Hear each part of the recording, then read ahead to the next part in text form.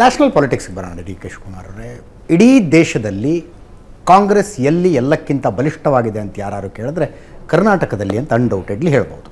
ಅದಕ್ಕೆ ಕಾರಣ ಸಿದ್ದರಾಮಯ್ಯನವರಂಥ ಒಬ್ಬ ಜನಪ್ರಿಯ ನಾಯಕರಿದ್ದಾರೆ, ನಿಮ್ಮಂಥ ಸ್ಟ್ರಾಟಜಿಸ್ಟ್ ಇದ್ದೀರಿ, ರಾಜ್ಯದಲ್ಲಿ ಒಂದು ಕೇಡರ್ ಇದೆ, ಕಾರ್ಯಕರ್ತರಿದ್ದಾರೆ. ಬಟ್ ಉಳಿದ ರಾಜ್ಯಗಳಲ್ಲಿ, ತೆಲಂಗಾಣದಲ್ಲಿ ಈಗ ಒಂದು ಸ್ವಲ್ಪ ಸ್ಟ್ರಾಂಗ್ ಆಗಿದೆ ಅನ್ನೋದು ಬಿಟ್ಟರೆ ಉಳಿದ ರಾಜ್ಯಗಳಲ್ಲಿ ಕಾಂಗ್ರೆಸ್ಸಿಗೆ ಸಾರಿ ಫಿಗರ್ ಇದೆ. ಈ ದೇಶದ 6 ರಾಜ್ಯಗಳಲ್ಲಿ ಕಾಂಗ್ರೆಸ್ ಒಂದೊಂದು ಸ್ಥಾನ ಗೆಲ್ಲೋ ಸ್ಥಿತಿಯಲ್ಲೂ ಇಲ್ಲ. ಇಂಥ ಸ್ಥಿತಿಯಲ್ಲಿ ಇದ್ಕೊಂಡು ನೀವು ಈ ಸಲ ಅಧಿಕಾರಕ್ಕೆ ಬರ್ತೀವಿ, ಮೋದಿನ ಸೋಲಿಸ್ತೀವಿ ಅಂತ ಹೊರಟಿದ್ದೀರಿ, ಸಾಧ್ಯನಾ ಇದು?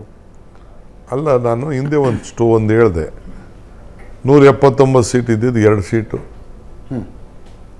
J D S.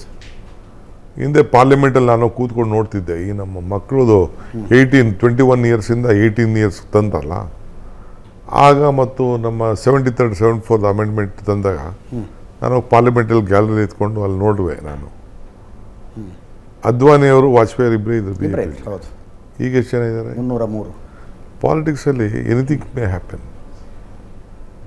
ಇಲ್ಲಿ 36 ನಾವೆಷ್ಟು ಜನ ಇದ್ದೋ, ಈಗ ಅವರೆಷ್ಟು ಜನ ಇದ್ರು ಬಿ ಜೆ ಪಿಯವರು, ಎಷ್ಟಕ್ಕೆ ಬಂದರು? ನಮ್ಮ ನೀವು 413ಕ್ಕಿದ್ರಿ ಇಂದಿರಾ ಗಾಂಧಿ ಅವರ ಕೊಲೆ ಆದ ವರ್ಷ, 44ಕ್ಕೆ ಬಂದ್ರಿ 2014ರಲ್ಲಿ. ಹಂಗೆ there be lot of changes. Vote ಡಬ್ಬಿ ಇದ್ದ ತಕ್ಷಣ ಈಗೆಲ್ಲ ನೀವೆಲ್ಲ ಏನೇನೋ ಕೆಲವು ಇದು ಕೊಟ್ಟಿರ್ತೀರಿ, ಯಾವುದು ಸಮೀಕ್ಷೆ. ಸಮೀಕ್ಷೆ, ನನಗೆ ಆ ಸಮೀಕ್ಷೆ ಬಗ್ಗೆ ನಂಬಿಕೆ ಇಲ್ಲ. ಇವತ್ತು ನೀವು ನನ್ನ ಬೇಕಾದ್ರೆ ಹೇಳಿ ಕಾಂಗ್ರೆಸ್ ಅಷ್ಟು ಬರ್ತದೆ, ಇದು ಐ ಡೋಂಟ್ ಬಿಲೀವ್. ಯಾಕೆ ನಮ್ಮ ಸಮೀಕ್ಷೆ ಲೆಕ್ಕಾಚಾರನೇ ಬೇರೆ, ನಮ್ಮ ಸರ್ವೆ ಸ್ಯಾಂಪಲ್ ಸೈಜೇ ಬೇರೆ, ನಿಮ್ಮ ಸರ್ವೆ ಸ್ಯಾಂಪಲೇ ಸೈಜ್ ಬೇರೆ. ನಾನು ಸರ್ವೆ ಸ್ಯಾಂಪಲ್, ನನ್ನ survey sample minimum 50,000 to 1 lakh.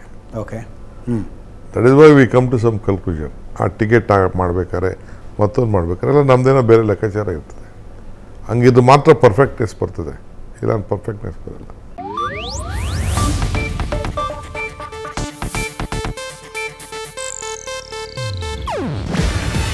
ಇದು ಏಷ್ಯಾನೆಟ್ ನ್ಯೂಸ್ ನೆಟ್ವರ್ಕ್ ಪ್ರಸ್ತುತಿ.